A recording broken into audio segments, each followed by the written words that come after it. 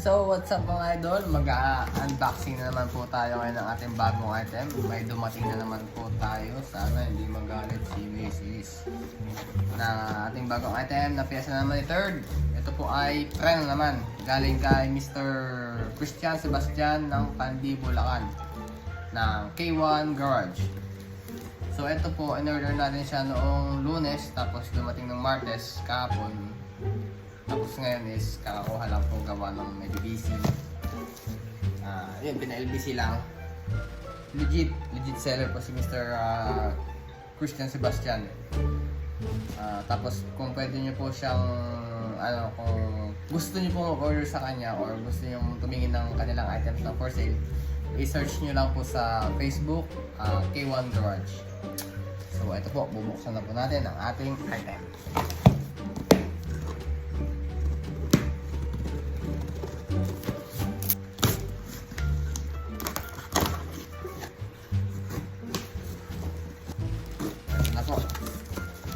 Talaga namang balot na balot dahil plastic. Bracket na may mga kasamang tornilyo. Siyempre, alak ng box. Ang laman, ang liit.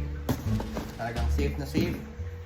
Itong ating Brembo brake caliper. Ito. Shout out K1 Garage. K1 Garage. Ito naman yung kanyang, basta may tawag, kalimutan ko pangalan nito, kung saan ka nagbi-bleed. Bleeder something.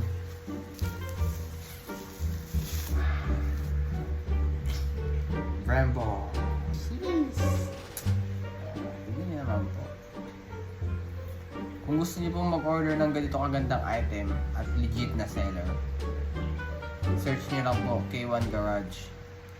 Tapos i-PM nyo po si Mr. Sebastian Christian doon.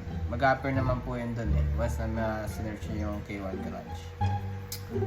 So hopefully soon at may kabit natin to. At dito po natin ikakabit sa atin.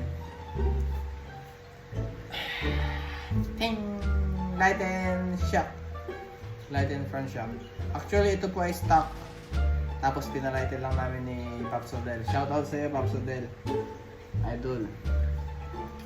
Tapos shoutout nga din po para sa mga kapapatid niya sa Qatar, si Mr. Briggs, si Melvin, Buddy, tapos si Boston, tapos yung mga kapapatid niyan, shoutout sa inyo.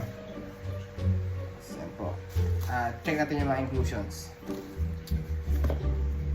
Syempre, ito pinaka-brake caliper niya. Tapos itong para sa bleeder niya. Tapos itong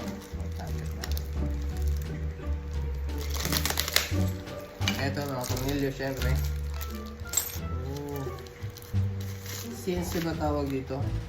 Hindi ko po alam kung CNC to pero maganda po yung bracket niya.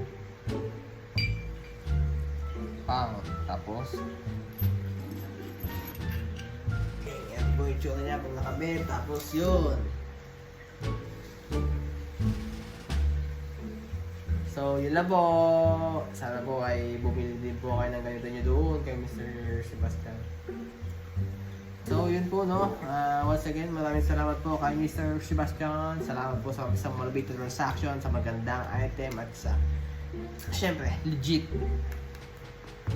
Na, hindi naman legit tong Brembo natin. Wala naman tayo pagpilihan. Parang legit na transaction ba? Kasi sa panahon ngayon, mahirap na magtiwala So, yun po. Salamat. Message nyo lang. K1 Garage. Thank you.